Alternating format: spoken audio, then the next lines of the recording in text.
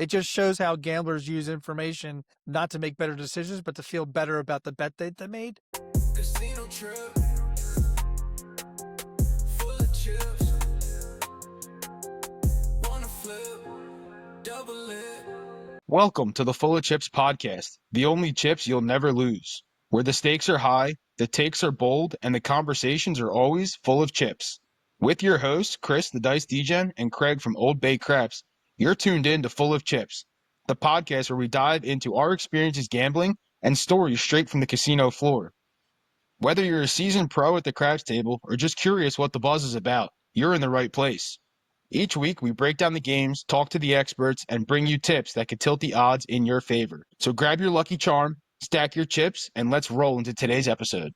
What is up, everybody? Welcome to episode 39 of the Full of Chips podcast with your hosts, Chris the Dice Degen and Craig from Old Bay Craps. Craig, hit us with that opening. All right, man.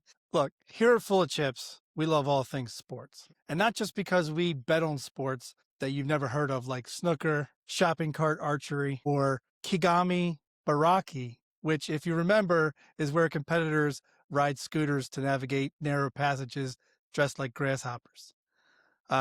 No, we're talking about a well-known sport that we find interesting, entertaining, and definitely something we pay attention to each year because you can be sure as hell we have bets riding on it. Today, we're talking about gambling on the Kentucky Derby, which will be coming up this Saturday, May 2nd at Churchill Downs in Louisville, Kentucky. Now listen, this is a premier race, all right? This is the first leg of the Triple Crown, the coveted Triple Crown. And I'm just going to go right into my drink, Chris, because I've got Crown for the Triple Crown and a little bit of Diet Coke. There you go. Right on theme. Love that intro. I'm glad you found what scooter grasshopper racing is actually called. So now I know officially what the heck I can where I can find it. Kagami No, Baraki. very fitting drink. Very, very fitting drink for you. I too am on the fitting one. I made a faux pas last week or a couple episodes ago by not having an azalea prepared for the Masters. This time, though, Degen was prepared. Degen is drinking a mint julep for the Kentucky Derby. And of course, for the folks at home who want to know what kind of bourbon is in here, it's only Woodford Reserve, because that is the sponsor of the Kentucky Derby. So we have a Woodford Reserve Double Oak Mint Julep. Love it. Love it. And you know what? That bourbon can be a sponsor anytime. Listen, if Woodford Reserve wanted to sponsor me, I mean, the things I would do. I just the things I would do.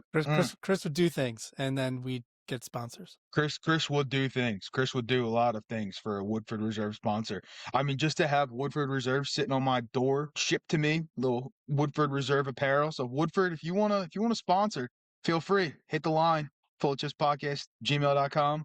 Hell, I'll even give you my personal cell phone so you can reach out to me. So, Chris, we know from when we interviewed you that you're into sports betting a lot more than I am. But we know that one of the things you do love to bet on is the Kentucky Derby. I wasn't sure if you were fully into all horse racing, but if you were just into the season for the Triple Crown.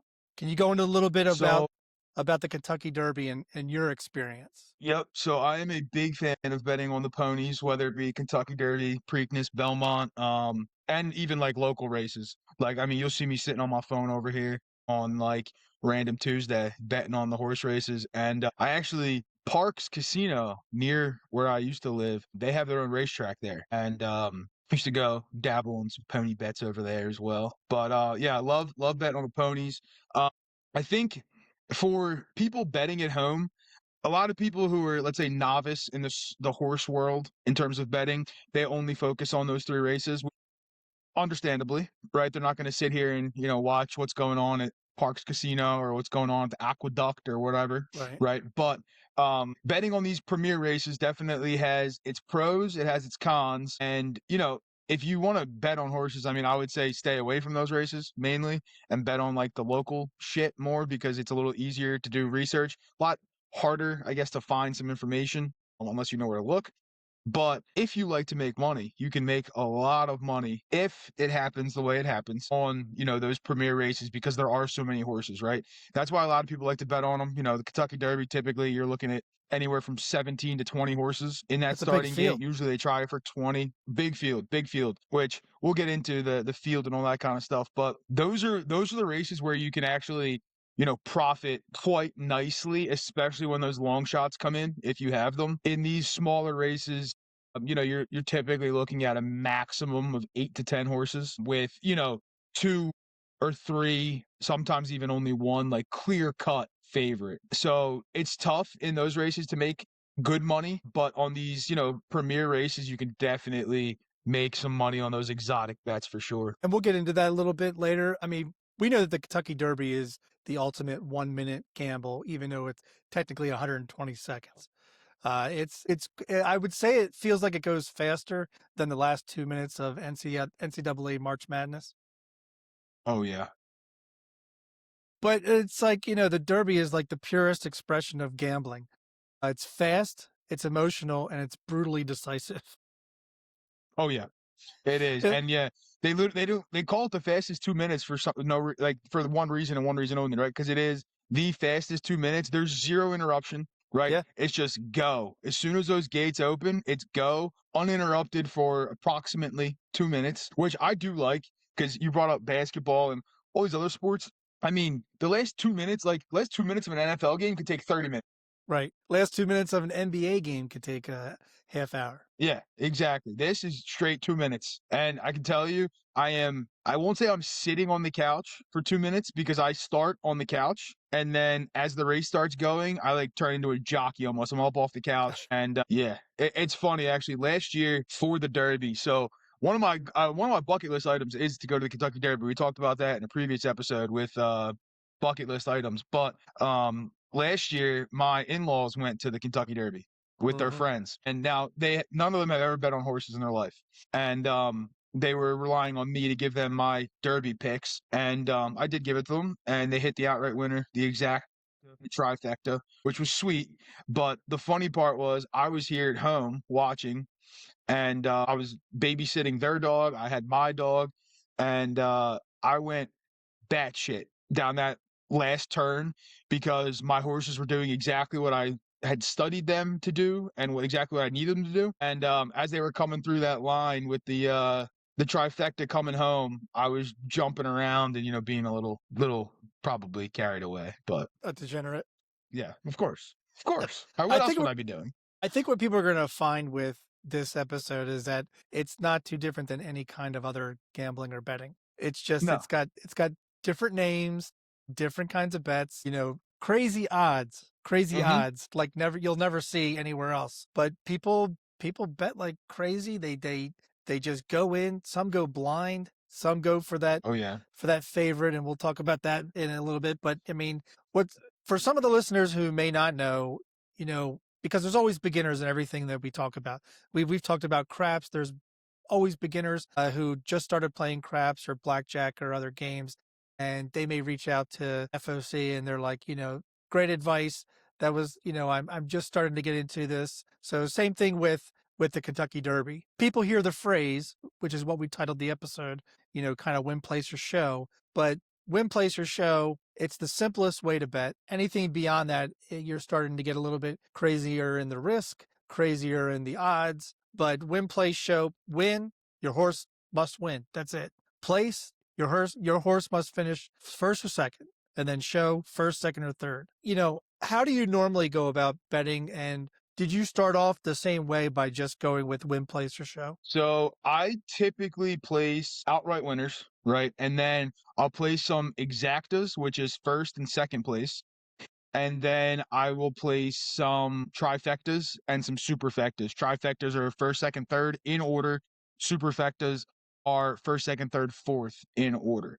Now, with the win play show, I will typically take win play show bets on long shots that I like for the sole purpose that I can basically cover 3 bets with 1 bet. However, with some of the favorites, if I do happen to like the favorites, I usually stay away from the win play show. I'll just take them to win.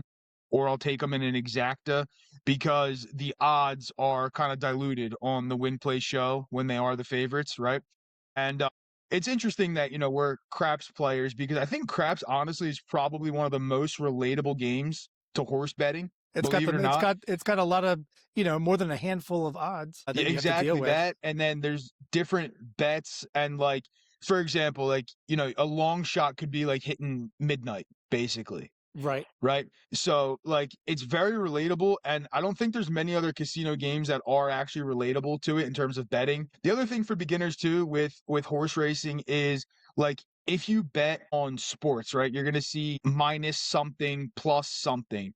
In horse racing, you don't see that. You see fraction odds, right? Which is again relatable to the craps table, right? Where a bet might pay, bet on the 6 or 8, it's gonna pay pays 7 or 6 Right. wins 7, right? Same thing for horses. If your horse is 6 to 7, $6 wins you $7. So it's relatable in that aspect as well.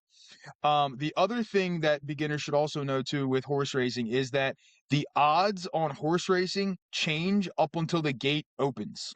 So if you place a bet on horses and let's say you get, somebody at 4-to-1 odds, which in gambling terms for people who bet on sports would be plus 400. If you're betting something on the craps table, it'd be like betting an any 7, basically. That on a craps table or on a sports book, when you bet that, that's what you're locked in at. Horses, that can change up until the race starts. So if you bet somebody at 4-to-1 and there's a lot of money coming in on them and they move to 3-to-1, you actually get paid out 3-to-1. You don't get paid out 4-to-1. You made a good point earlier when you said, the long shot paying like a 12, like hitting a $25 12. Mm-hmm. I imagine because the field is so big with 20 horses that, I've heard that place and show often pay like better than usual. And like, like you said, a long shot finishing second can pay like a small jackpot because a Yep. $25 midnight in craps will pay you $750. Yeah. That's a pretty good payout for the money you invested, but it's also the risk that you're putting in. Exactly. 100%. I the fact that it's only 120 seconds, 2 minutes it's one giant bet with zero time to think. There's no time to adjust. Yeah. There's no hedging. There's no waiting for a better spot. Nope. You make the call, you lock it in, you live with it. 100%. I mean, that's the thing with the horses. And that's the other thing with me too. Like, I don't bet on horses early because there's no value necessarily in betting on them early, right? Because I said the line's going to move. Now, you can find lines that you can lock in at a static price on certain places and other things. I wouldn't do that personally, but you can find it sometimes because it also works in the other way too, right? Where like the horse you bet on may shift even to in further odds. That 4-to-1 may turn to a 6-to-1 or a 7-to-1 or something, right? So like I don't like locking in numbers. There's very few books that you can actually lock in numbers like that, but like you said, right? You can't hedge anything. Once the race starts, you're done. Your bets are done, right? You're not like looking for anything live. You don't have time to, right? Once the race kicks off, you just sit back and you hope that the bets you have are the ones that are going to cross the finish line, hopefully in the order that you would like them to cross. It's not like that hand that goes into the field at the last second while the toss is about to be thrown in craps. Yep. Yeah. Well, I mean, like, and they say it's the fastest 2 minutes, but also like the most chaotic 2 minutes. Yeah. Right? Yeah, like, I would imagine. It's just pure chaos. Yeah, it's 20 horses. I mean, even if you're a novice like myself with just horse racing in general, watching a race with 20 horses, trying to keep up of who the hell is in front of the other, which one just stampled on somebody else. What? And which one just fell and is now out of the race. I imagine the horse that's in like the first gate sometimes might be the one that gets thrust into the rail as soon as they come out of the gate. It's funny, no horse ever won from the rail. Really? Yeah, and the reason behind it is because, right, like you said, they get pushed into the rail. That's exactly what happens, right? And last year there was an instance where the horse that was up on the rail in the one gate was actually a sprinter horse. They were known for their fast starts, still got pushed into the rail. And the reason that happens is because they're coming up on the rail, right, when the gate opens. You have 19 other horses coming from the right-hand side trying to get to the rail, right? Because you want to be on the rail because it's the shortest distance that you have to run, right? So all those horses are trying to get into position there. Now, some horses, that's not their style of running. And we can go into the whole style of horses and all that kind of stuff. For some people, it's going to go right over their head. They're going to be like, DGen is off his rocker. He doesn't know what the hell he's talking about. Not that I don't know what I'm talking about. You just don't understand what I'm talking about.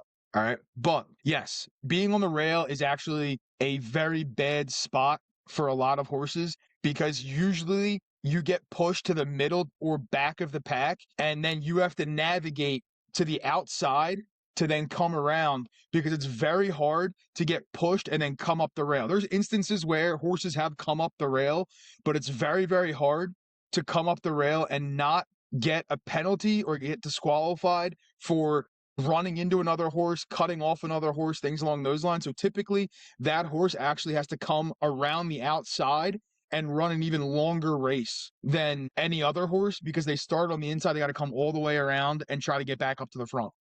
That's like being at stick left 1 and you have all the space to your landing zone. And when you throw them, they explode and the one chip just darts off to the placard or it hits a chip or it hits the puck and it just flies and goes halfway down the table. And you're like, well, shit, that was quick. 7 out. Yeah, and see, that's the other thing too with like the post positions, right? Where sometimes your horse gets squeezed right out of the gate. Where, the horse from the right, horse from the left cuts in a little bit, and boom, your horse is now squeezed back. And again, up to the jockey and the horse to navigate that. And this is a thing too with the horse betting. And this is also why I wait until the very, I don't say last minute, but I wait till close to race time to actually place bets because track conditions are super, super important, right? Some horses don't like running in mud. And they don't like running in mud because they don't like the kickback from the horses in front of them. So if your horse gets squeezed out and they're getting kicked in the face with mud, they don't like it. Instantly, they're running a different race than they already anticipated. So there's a lot that goes into it, but the post position is super, super important for a lot of the racing just to see where they are and then also who is near them, right? Because I said there's different styles of racing for the horses. So sometimes you'll have some horses that are out next to horses that get out quick, and that makes them jump out a little bit quicker. But those quick horses may not have the stamina to stay in the race, whereas, your horse might. Well, with 20 horses, you have an unpredictable pace and you have got traffic everywhere, like you described. It's unbelievable. Just before the first turn, you could have multiple horses already out of it. Totally. Oh yeah. Oh yeah. That's the thing. Like, I mean, you know where your bets kind of sit. First turn is important. Second turn, you kind of know, and you're looking for a sort of setup, right? And I guess there's no better time to start talking about the types of horses that there are. So there's really 2 or 3 main types of horses. Now there's other ones, obviously, but they usually get broken down into the sprinters, right? Or the ones who like to get out to a fast start. You're going to see those horses typically setting the pace in the beginning, right? Then you have what they call the stalkers, which are the horses who like to sit back and stalk, hence the name stalker, and then usually try to close towards the end. And then you also have like the top line finishers that are, they're good in the beginning, but their main thing is that once they hit that last turn, they're, basically balls to the wall. They're going to hit the top speed at that point. So there's a lot of different things that go into it, but pacing of the race goes into it. Track conditions go into it, right? There's some horses that prefer a muddy track. Some horses that hate the mud. And people are like, well, what do you mean they hate the mud? They sit in it all day long. They don't like to run in the mud. They don't do well running in mud. Some horses only have run on grass coming into the Derby. Well, running on grass versus running on the Kentucky dirt is a lot different, right? And dirt is a loose term because it's not actually dirt. It is dirt, but it's a very pristine type of dirt, right? Is it true that they've never not had the race? They don't care about the weather conditions. Nope. That could be pouring rain, they'll have it. Last year was sloppy as all could be, which again is why I wait to see the bets, because last year, and I was telling my in-laws this going into the race, I was telling them because I looked at the weather and I saw that it was supposed to rain the day before and then the morning of the Kentucky Derby. and I wanted to see what the track conditions looked like with the rain. And it completely changed my bets on the race because I had a few horses that I really, really liked if the track was running dry. It wasn't. So I had my wet track horses that I liked because the track was wet. And that was based on research that was done on their previous races and all that kind of stuff because I'm a nut when it comes to researching the horses. But that completely shifted my bets and it paid off doing that. The horses that I liked on the dry track, they weren't even near the top. Why? Well, they prefer the dry track. Well, let's talk a little bit about that, the research that goes into it, because with all kinds of gambling, whether it's table games, video poker, slots, or whatever you're trying to play, there always seems to be an illusion of control somewhere. And Mm-hmm. with horse racing, there's that illusion of control with speed figures, track conditions, like you said, pedigree, but none of it's Yep. guaranteed. None of it is No. guaranteed. It just shows how gamblers use information not to make better decisions, but to feel better about the bet they made, if that makes sense. Mm-hmm. Yeah. I imagine, just like anybody, you crave certainty, but then you get exposed instantly like craps because you have that false sense of bravado, or you have Mm-hmm. bravado, where you're just making wild decisions, but some gamblers, they thrive in that chaos and feel right at home. So it's like prop bettors. You're always going to have prop bettors. You're always going to have people who are Yeah. just going to be like, just betting what you would consider probably degen as utter shit. Like that's an utter shit ticket. And then all of a Yeah. sudden, that particular day, that one wins. And you're like, how the Never fuck? know sometimes. Yeah, no, it's true. It's interesting that you said like the preparation that goes into it and kind of the what you can control, right? And this is actually pretty easy to relate to like DI, right? Where I can't control the sevens. Right, Okay. I can't control who wins the horse race. However, I can put in the practice to know what surfaces I like to throw on. Same thing with what surfaces these horses like to run on, right, right? What sets may give me certain results on certain tables and what to look for. So, like, I'm not trying to, control who's winning the race, but I am factoring in, like you said, right, those speed figures. The pedigree to me is very minor. Some people really, really like the pedigree stuff. Do I factor in the pedigree? Sure. Is that my main delimiting factor? Hell no.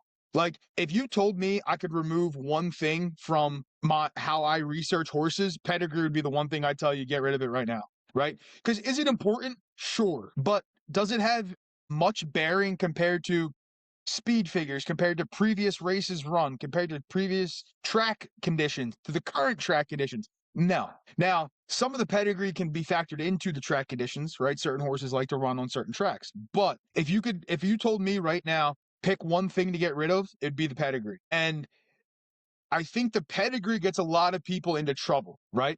Because people see pedigree and they're like, oh, this is the basically grandson of Secretariat. right. This horse is going to win. It might be the worst horse in the field, right? And also, mind you, the pedigree stuff comes into play. People talk about it. I think last year, I forget the exact number. I think 18 of the 20 horses last year were descendants of the same horse. So it's like, does pedigree really matter that much in that instance? Because again, we all know, right? When the horses are done their racing career, they're used for breeding. And that's where a lot of these people make a ton of money is in the breeding. And if you win races, your breeding becomes a lot more expensive. You can get a lot more money for that horse's, offspring, let's say, right?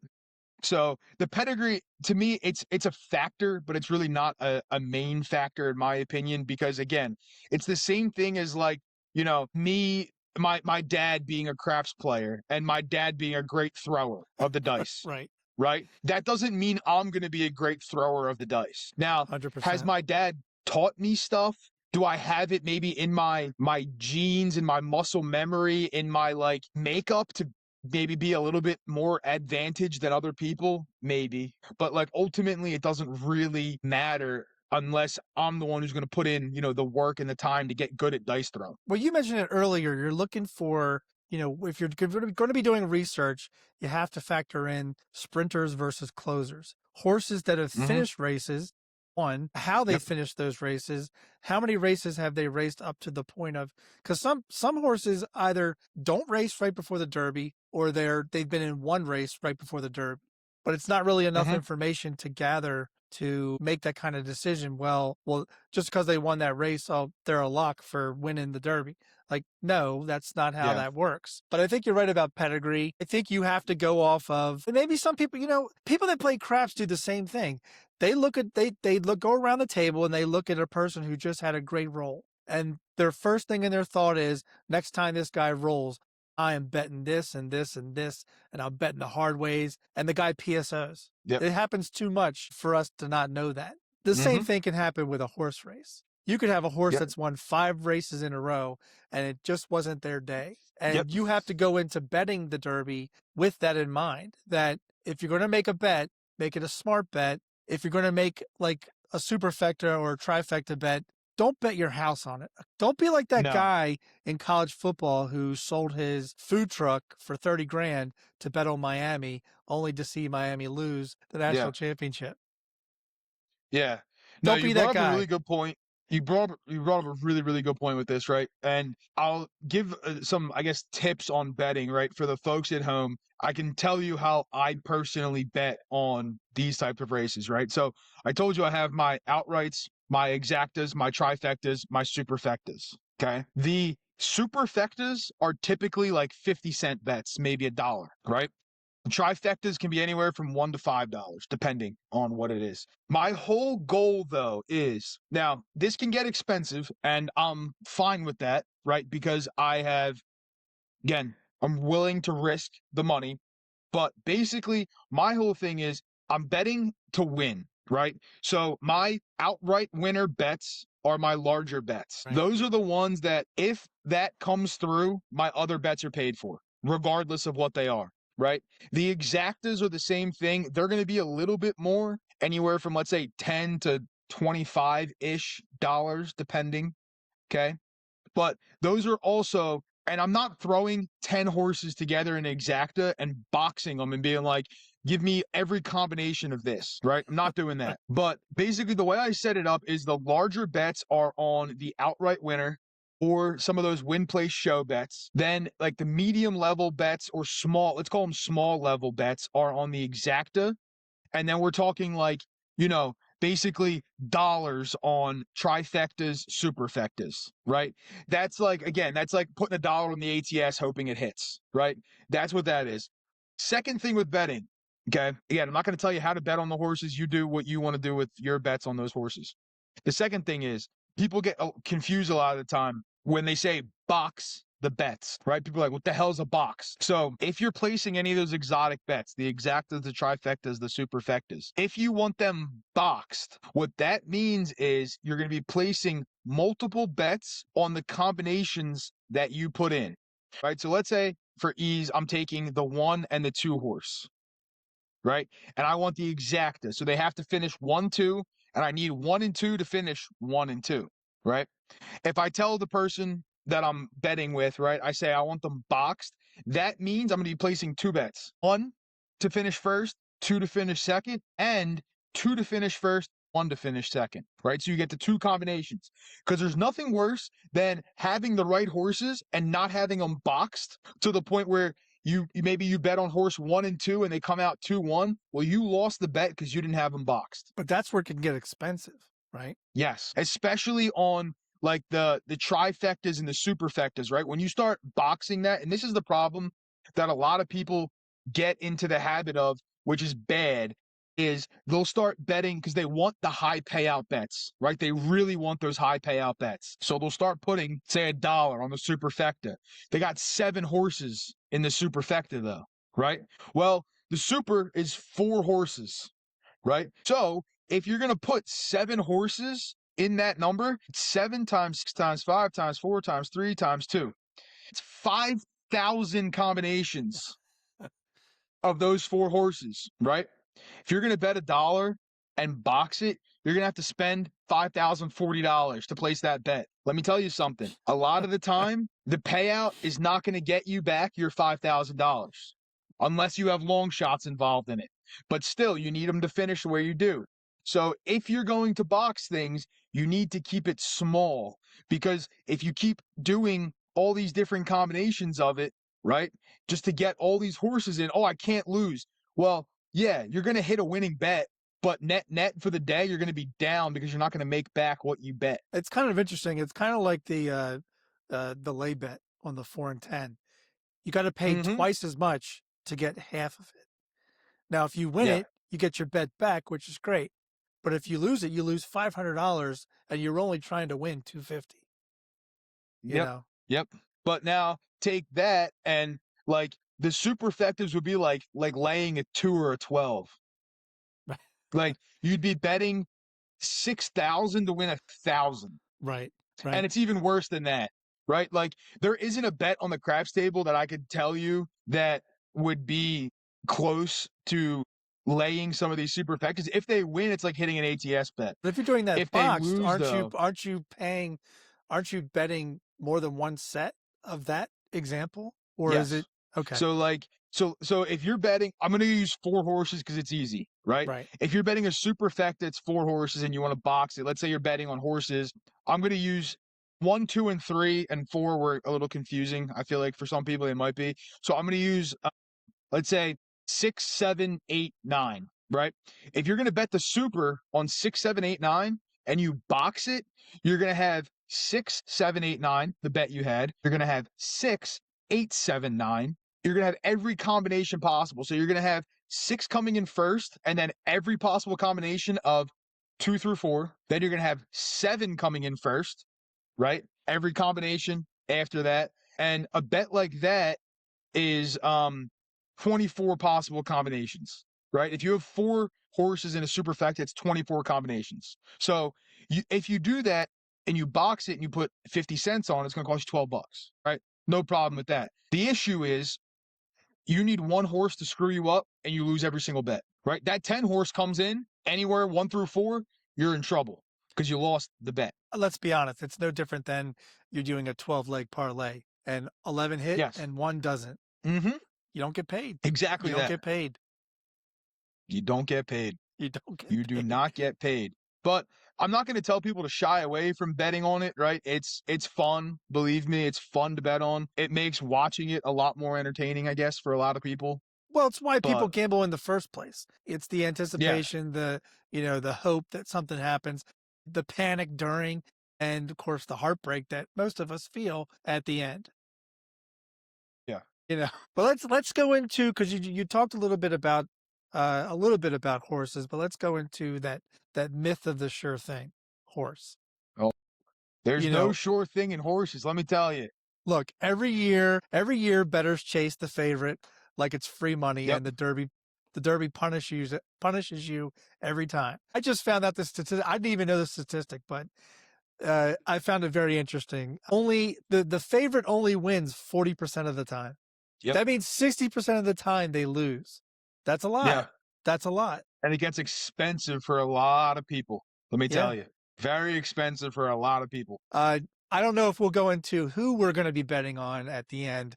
We might keep that to ourselves. Maybe we'll do that offline.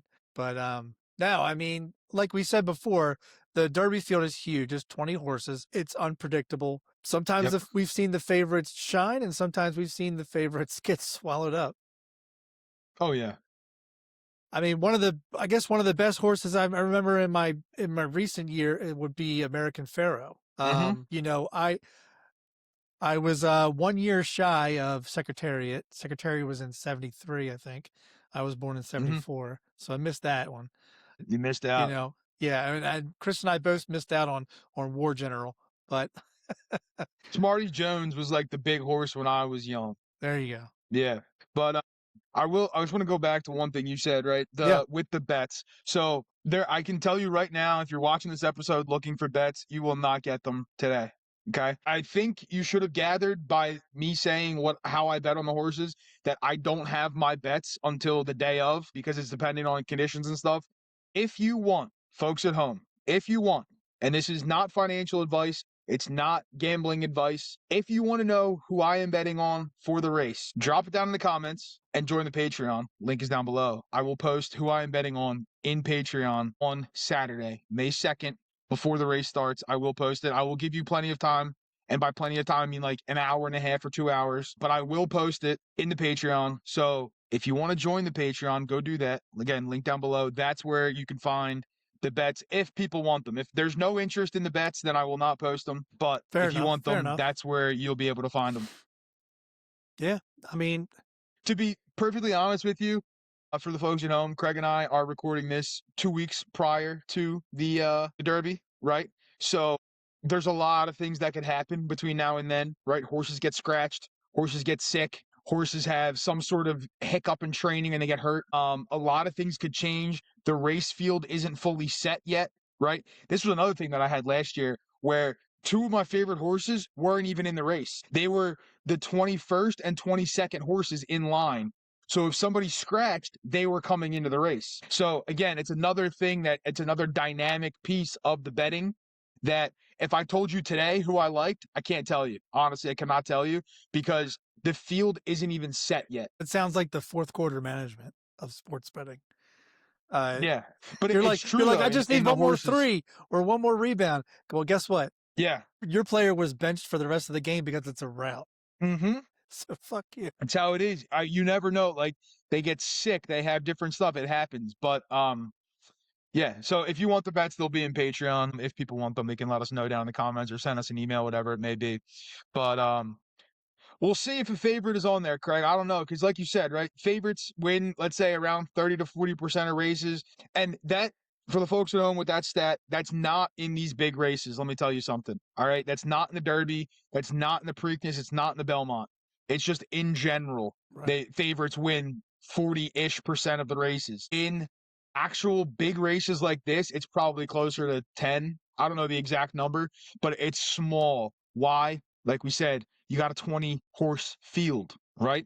And how does the favorite get dictated, right? People are going to bet on the favorite because they see the favorite.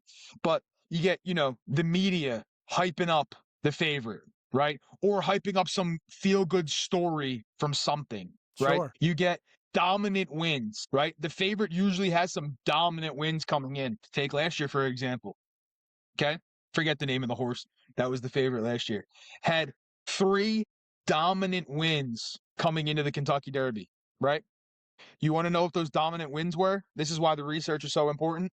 You want to know what those dominant wins were, Craig?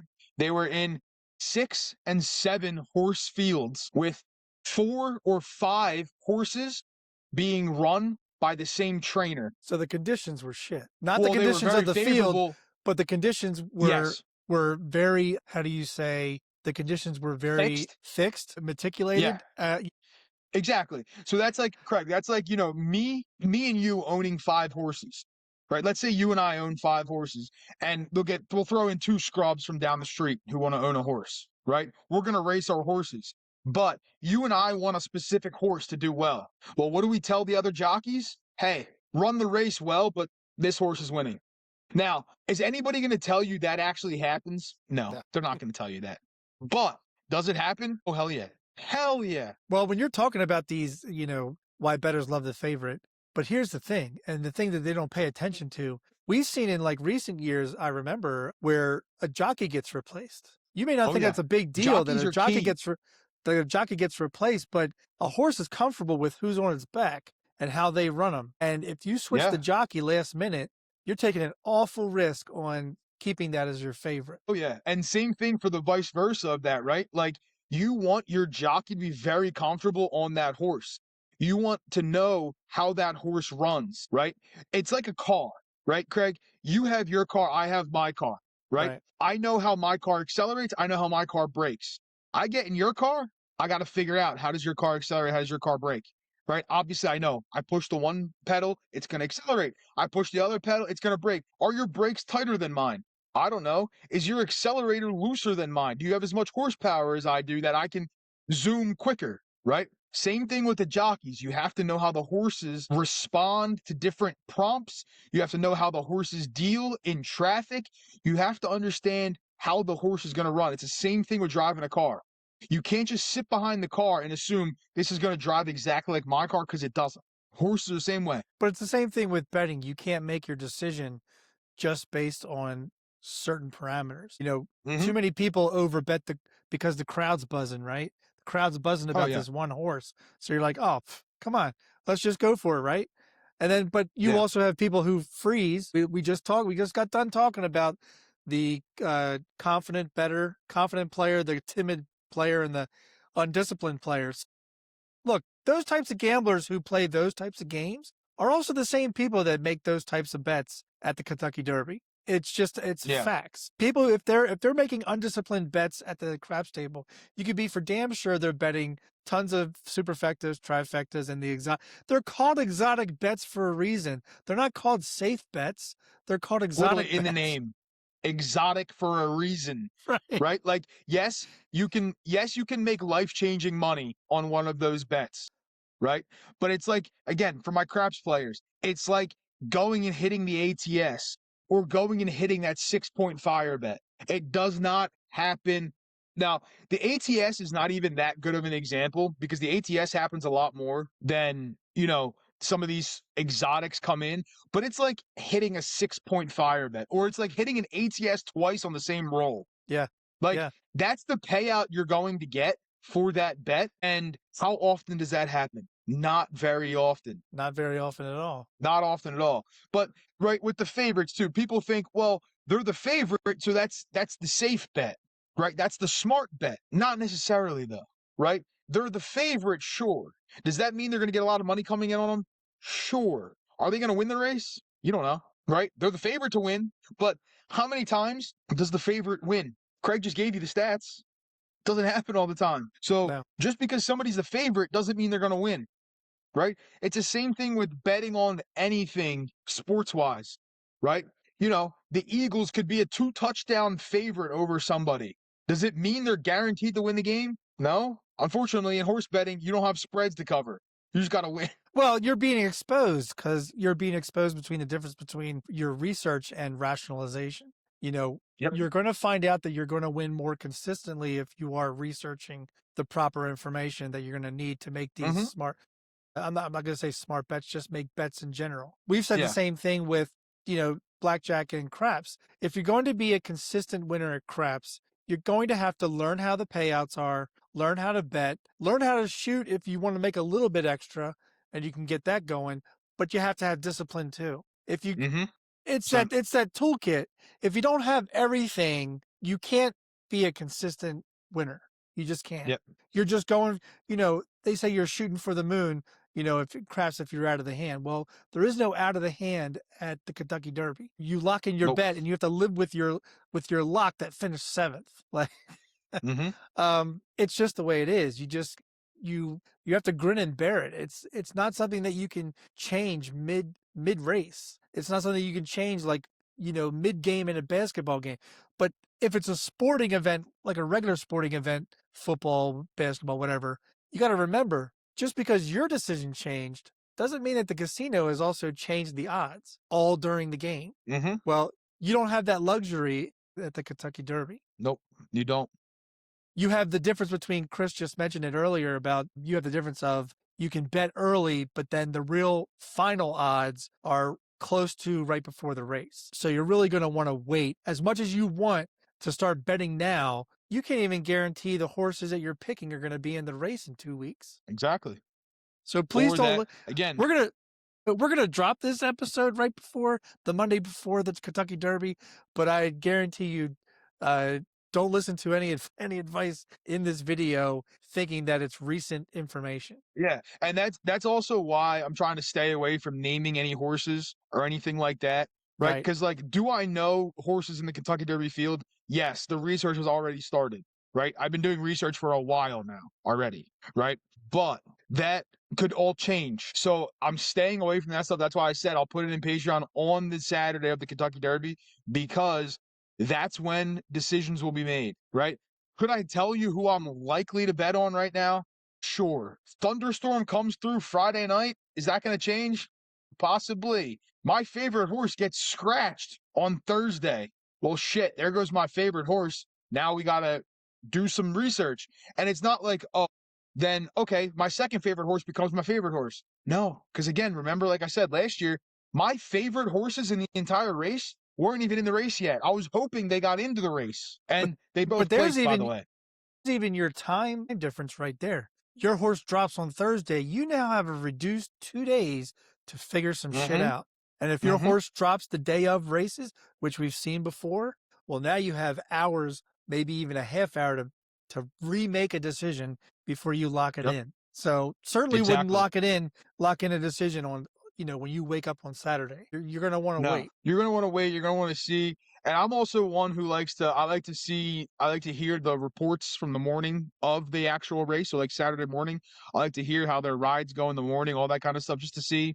Because here's the thing too, people don't factor in, right? Like the jockeys, they don't really have nerves, let's say, right? If it's their first time racing, sure. But people like there's household jockey names, right? I could rattle them off. To most people are going to be like, you're speaking a different language. Fine, right? You have household trainer names, right? You can't bet on the trainer. You can't bet necessarily on the jockey. You're betting on the horse. Now, yes, the jockey's the one controlling the horse, right? But you cannot bet on what you think may be happening or what, again, the control piece, right? Horses get nervous, horses get spooked. You see them sometimes not want to go into the gate, right? That right there, you could be screwed because your horse doesn't want to go in the gate. And they're causing problems because there are some horses who don't like to sit and wait in the gate. So if your horse is waiting in the gate and another horse doesn't want to come into the gate properly and you got to walk them around again, do all that kind of stuff, well, now you're sitting there shit out of luck because your horse is just standing in the gate waiting and waiting and waiting, right? That's like me at a track race, right? And I hold you in the ready position for 10 seconds. Well, you're used to only being held in the ready position for 3 seconds. So you standing there for that Right. 10 seconds, you're thinking, you're anticipating, you're doing all this kind of stuff that now when the gun finally goes off, you're like, well, oh, I got a race, right? Like we know that, I think in the Kentucky Derby, only 3-year-olds race, right? Mm-hmm. But I Yep. imagine maybe I don't know if they train them this way, but you just mentioned the starting pistol. You could have a horse who's startled by the starting pistol, and boom, as soon as the gate opens, they're all over the place. Like they don't know what to do Yeah. with themselves. I don't know if we've ever seen a horse just go to the ground right out of the gate.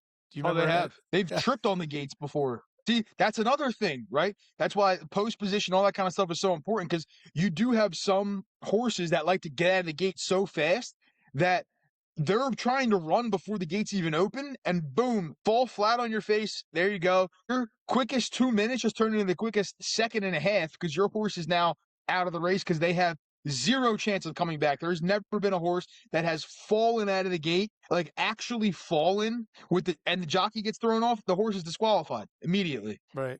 Well, I think what So you're talking about is people making mistakes when betting the Derby, which runs right into our top 5. Is it time for our top 5, Chris? I think it is time for our top 5.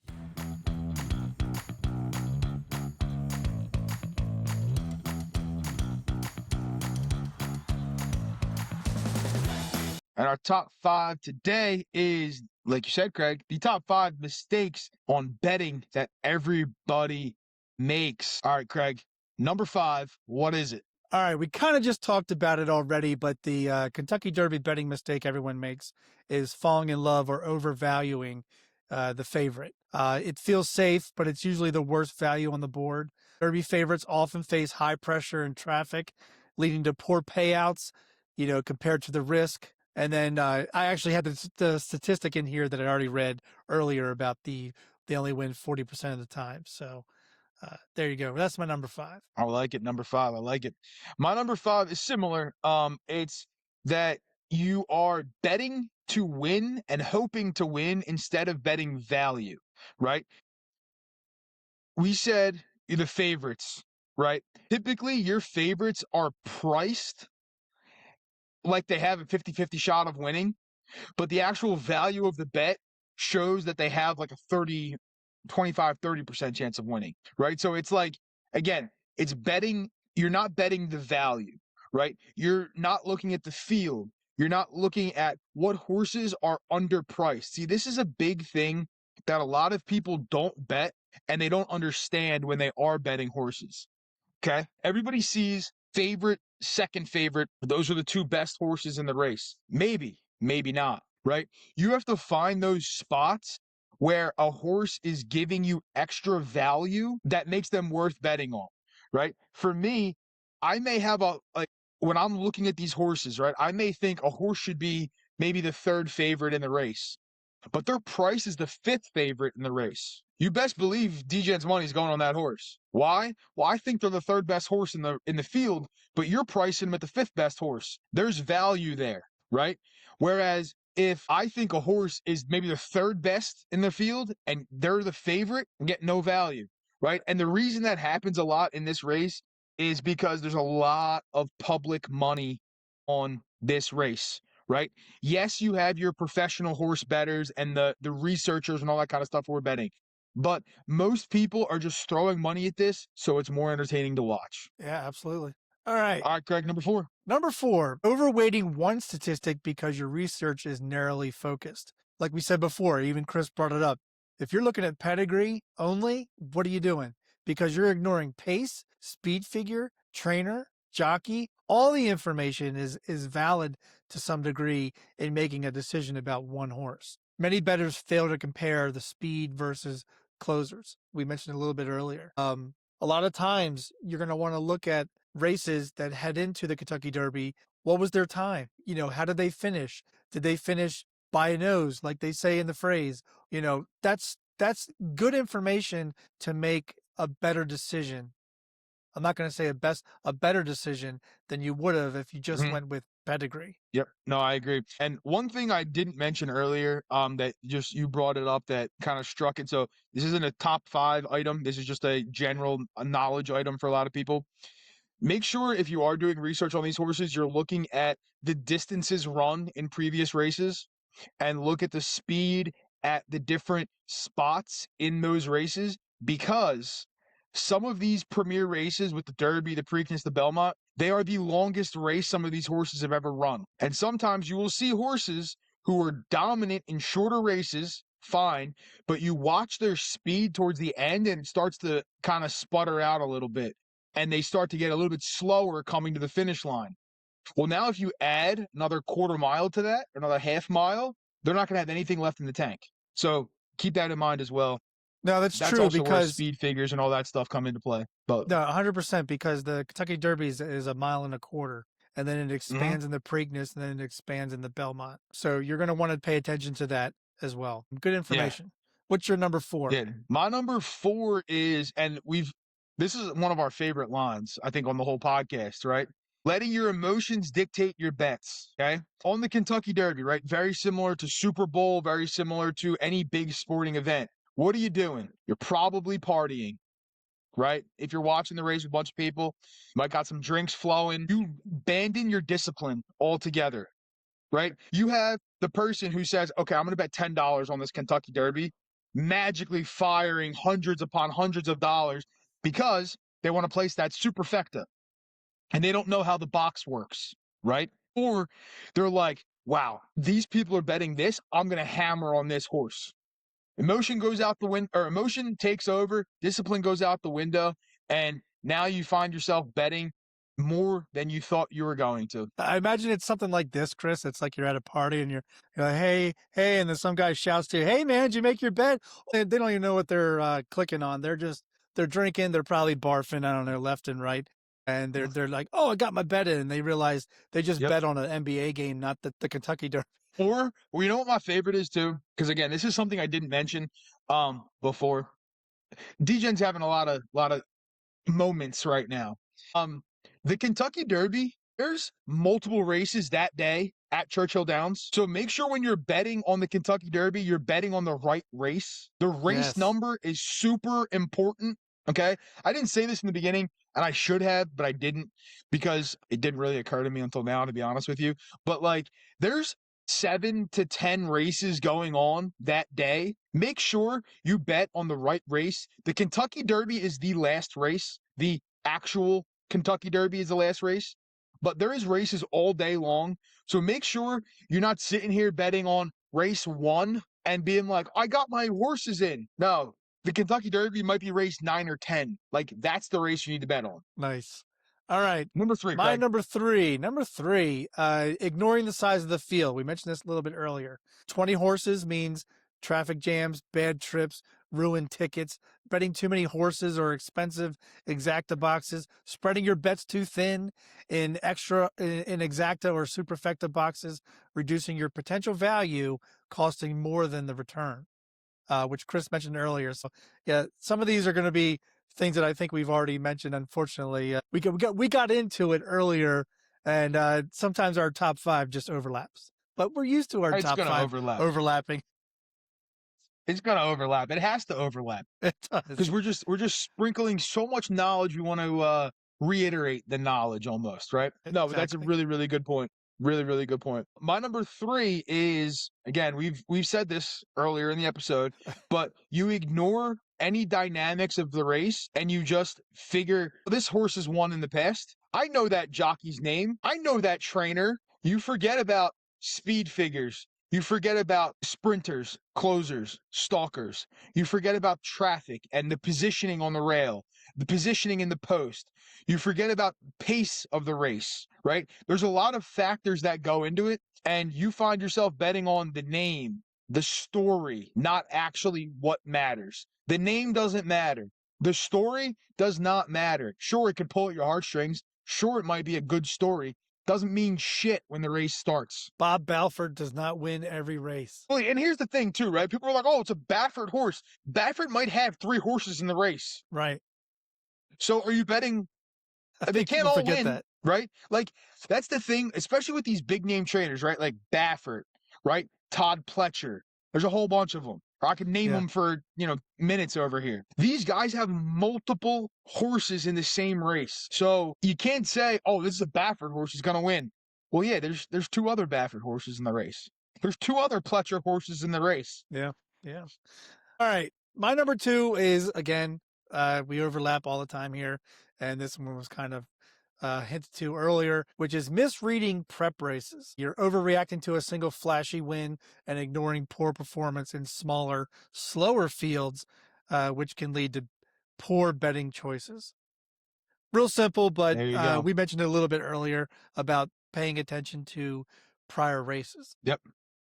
Very important. My number 2, we had a whole segment on this one.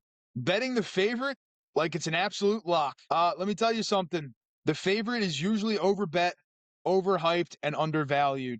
You have 20 horses, there's traffic jams. We talked about it. Bad starts.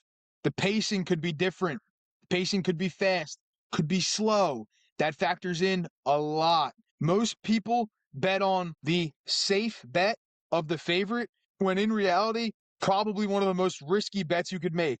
You think you're certain, you're not. You had a really good point earlier when you talked about conditions of the field. Very important. Very important about the conditions of the field. Like, hey, has your horse that you're loving because you think it's your favorite, has it ever rode other than on hard dirt or grasses? Because this field is muddy as shit, and their hooves are going 4 inches into the dirt to try to push Yep. off to get ahead. Did you take that into consideration? Because I bet you didn't. Well, that was last year, right? A lot of people were very high on this one horse from Asia, right? Very high on this horse, and rightfully so. Very good horse. The problem, all of the races this horse had ever run were on turf. So you're going to tell me this horse is a very good bet for the Derby. The horse has never run on dirt, always run on turf. Like you mentioned, right? The dirt sinks. Your foot sinks, or the horse's foot sinks into the dirt. The turf, it's like running on your grass outside, right? Yeah. You have something to push back against. It's very different. Now make it muddy, and you're telling me that's the horse you wanted to bet? I can't tell you how many people I saw saying that was the best horse in the field, best horse in the field. I can tell you right now, I was telling people, do yourself a favor and do not bet on that horse at all. The horse finished 15th. There you go. But what do All I right. know? My number one kind of goes with what we talked about with craps players. You're chasing exotics without a plan, and you're chasing losses altogether. Superfectas, trifectas look sexy until you realize you boxed half the field and betting multiple races to make up for an early loss. There you It go. happens. It does. Our number ones are kind of going to overlap here. Because the biggest mistake you can make betting on the Derby, in my opinion, is betting uninformed and not having a plan when you are betting, right? Goes into exactly what Craig said. You're making too many of those exotic bets. You're throwing in random horses you hear about from somebody, whether they know horses or not. There's no logic behind how you're betting. You're chasing that massive payout or the win, no strategy, and you end up actually losing, even though you may have a winning ticket. There you go. That rounds out top 5 perfectly.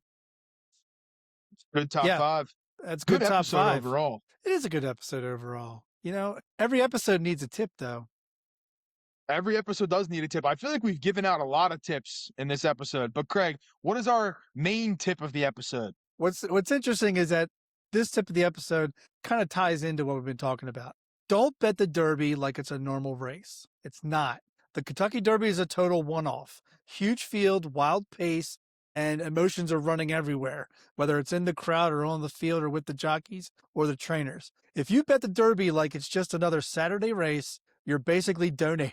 You're donating. Treat it like a show, not a strategy session. Keep the bets small, spread them out, and have low expectations. All right? Low expectations. Yep. Very low expectations. And to go off of that, right, what I want to say to people at home is this may be your first time betting on horses. It may be your 100th time betting on horses, right?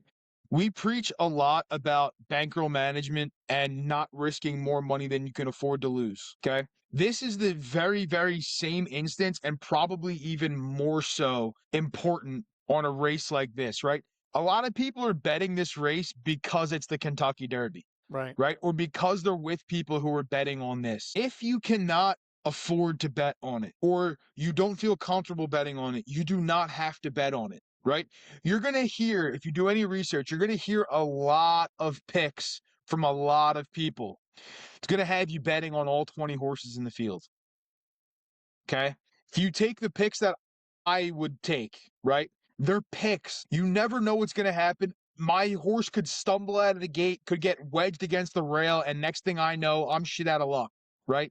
But don't bet this just because it's the Kentucky Derby. Don't risk more than you can afford to lose on something like this because, in all honesty, horse racing is one of the biggest crapshoots there is. We've went over a lot of the reasons why, right? But don't bet on horses thinking, well, this horse has done really well, they're going to win this race. Or this horse is the favorite, or they're going to win this race. Or this person told me they had inside information that this horse is going to do really, really well. Guess what? 9 times out of 10, that inside information you can take and shove it up your ass because it's just as meaningful, honestly, right? Inside information doesn't account for when that race kicks off. That inside information goes right out the door.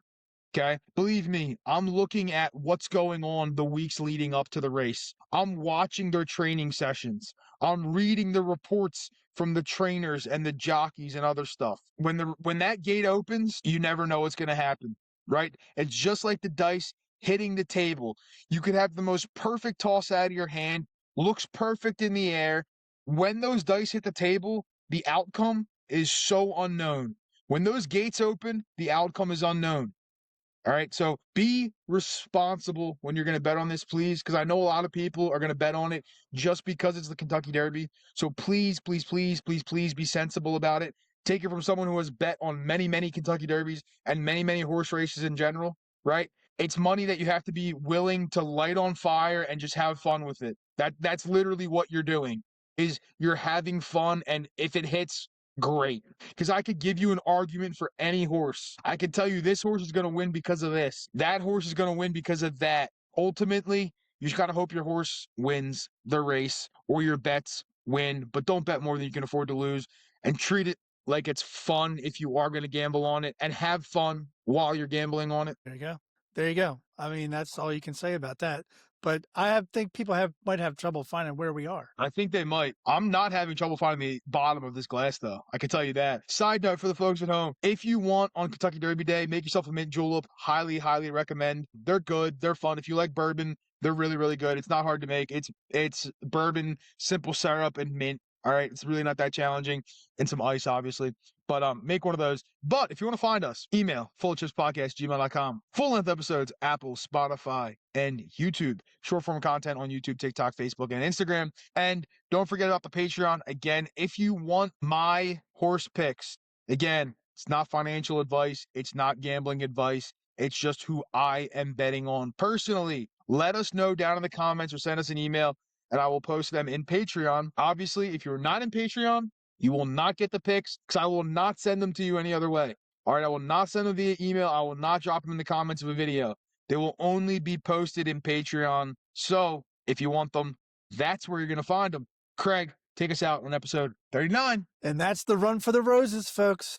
Whether your ticket cashed or your horse finished somewhere in the parking lot, remember this: the Derby comes once a year, but your discipline shows up every day. Keep your bets smart, your emotions steady, and your bankroll always full of chips.